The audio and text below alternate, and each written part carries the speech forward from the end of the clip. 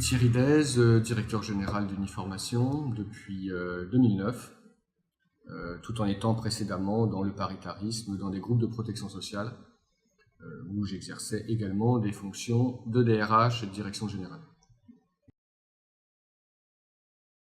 Alors, Uniformation est l'OPCA de l'économie sociale, de la protection sociale et de l'habitat social. Un OPCA qui s'est constitué ainsi depuis 2012, depuis la fusion des OPCA.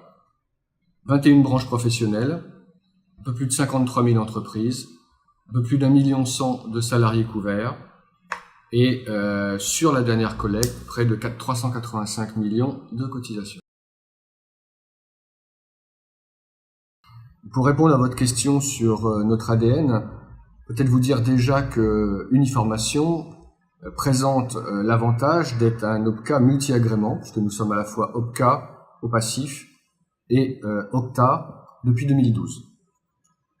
Et ça, c'est un élément qui est extrêmement important, puisque ça nous permet de répondre à la totalité des questions de formation professionnelle pour les entreprises et les salariés, tant sur le volet OPCA que sur le volet au passif, que sur le volet OCTA.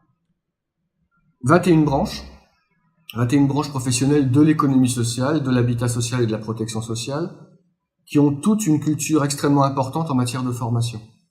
Et ça contribue énormément à ce que nous sommes, et ça induit notamment le fait que, historiquement, Uniformation a toujours été un OPCA, même avec la réforme de 2014-2015, où nous avons une forte culture de mutualisation.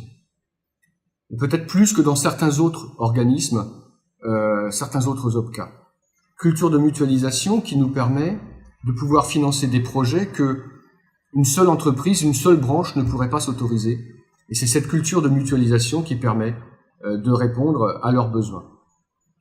La culture de mutualisation, c'est aussi le fait que l'OPCA lui-même développe des actions transversales pour répondre aux plus grands besoins de l'ensemble de nos branches et de leurs entreprises. Et ça, c'est un élément extrêmement fort de notre culture. Je donnerai simplement l'illustration qu'aujourd'hui, malgré la réforme de 2014, nous avons décidé de mutualiser l'ensemble de nos contributions légales sur le plan de formation.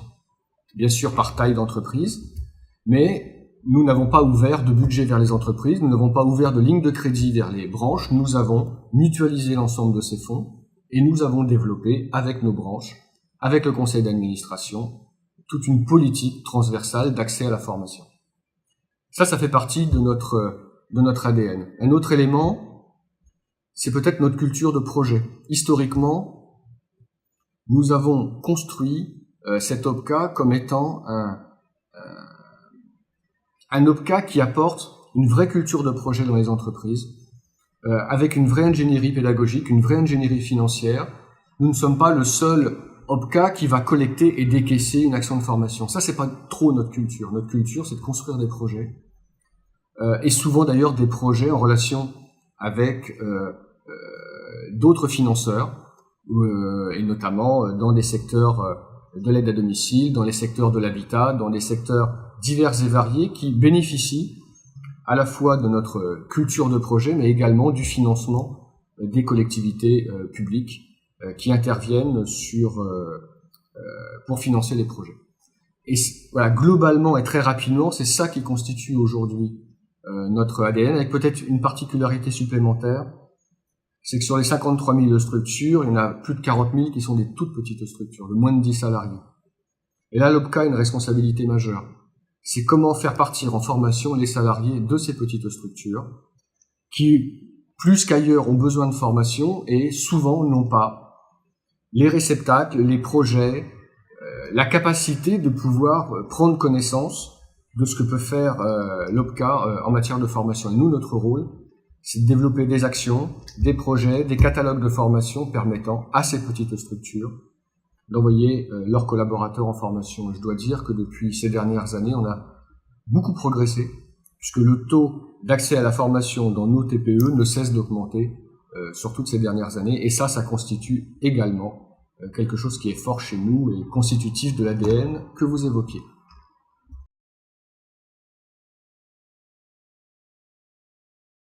L'actualité de l'OPCA aujourd'hui, c'est une actualité qui est encore issue de la réforme de 2014.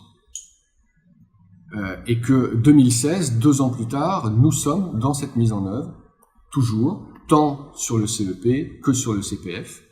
Même si ça a fonctionné très tôt, nous ne sommes pas encore aujourd'hui dans un rythme de croisière permettant de dire que tout fonctionne, même si nos résultats sont quand même extrêmement positifs. Donc premier point, notre actualité est constitutive de la réforme de 2014, encore et toujours. On peut aussi dire que notre actualité, c'est aussi la réforme telle qu'elle vient d'être votée par la loi travail.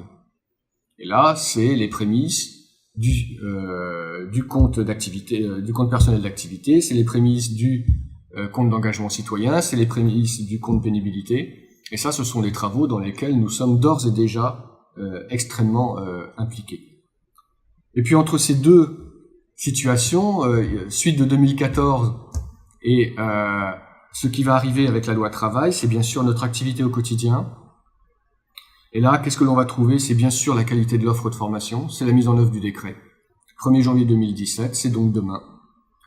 C'est l'évolution de notre offre de service.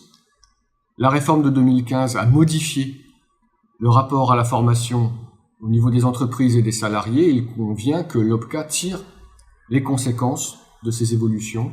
Et donc, nous avons beaucoup travaillé sur notre offre de service et nous sommes en phase progressive de mise en œuvre. L'actualité, c'est aussi le projet Muteco, projet extrêmement important pour nous, projet financé par le Fonds paritaire. Et c'est un projet qui est très présent dans nos équipes, notamment régionales, sur la fin de cet exercice 2016.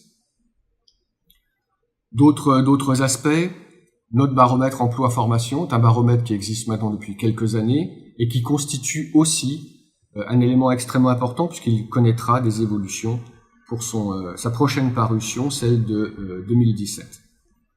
Et puis, je l'évoquais, la capacité de l'OPCA d'offrir des projets transversaux accessibles à tous, permettant le départ en formation dans les entreprises, où là, notre rôle, c'est effectivement de développer ces projets, cette ingénierie, et ça constitue aussi un des éléments importants, et notamment notre catalogue national transversal, dont la prochaine parution sera fin octobre, et qui portera sur l'ensemble de l'exercice 2017.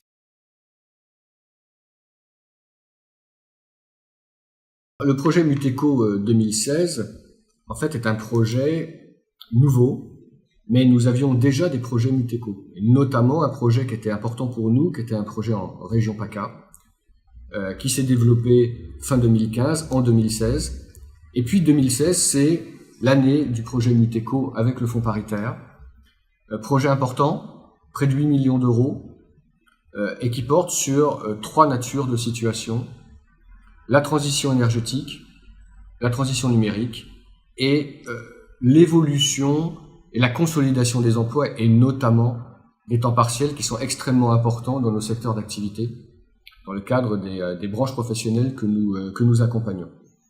Et donc c'est un projet qui est important pour nous, au-delà du montant des 8 millions évoqués, c'est que c'est aussi la nécessité pour l'OPCA de développer des projets permettant, encore une fois, aux entreprises et aux salariés de pouvoir accéder à ce projet. Nous avons développé des actions collectives, des catalogues, des projets se créent dans les régions autour de la consolidation des emplois. Notre objectif, c'est que, et c'est une demande forte de nos secteurs d'activité, et on le ressent dans le cadre du baromètre, c'est le travail en commun des employeurs pour faire que un temps partiel dans plusieurs structures, finalement, arrive à faire un temps complet, et un temps complet partagé. Et ça fait partie, aujourd'hui, des ambitions que nous avons avec ce projet Muteco, qui, encore une fois, pour nous, est extrêmement important. Je ne l'ai pas précisé, mais en 2016, il concerne 6 régions. 6 régions, Bretagne, Nouvelle-Aquitaine, PACA, Rhône-Alpes, Auvergne, Guadeloupe et Île-de-France.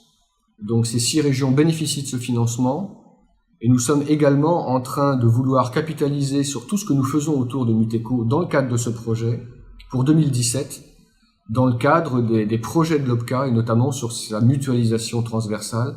Nous souhaiterions pouvoir dupliquer cette ingénierie faite en 2016, en 2017 pour ne pas perdre tout ce qui aura été fait au bénéfice de ce projet Muteco 2016.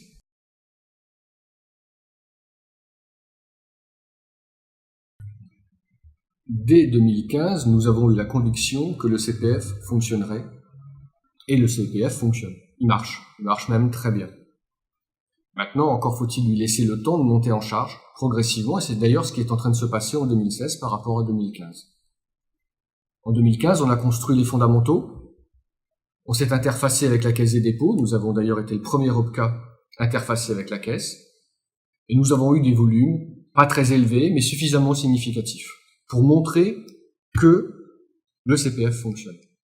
2016, montée en charge importante, un nombre de dossiers conséquent, on en est aujourd'hui à fin juin à plus de 4000 dossiers, c'est un chiffre important pour nous, selon la taille de notre OPCA, et vraiment, nous, on se félicite de cette montée en charge. Alors, cette montée en charge a été également rendue possible par ce qu'on appelle communément l'assouplissement Rebsamen, qui a permis d'abonder les projets de formation, permettant ainsi leur prise en charge en totalité par l'OPCA.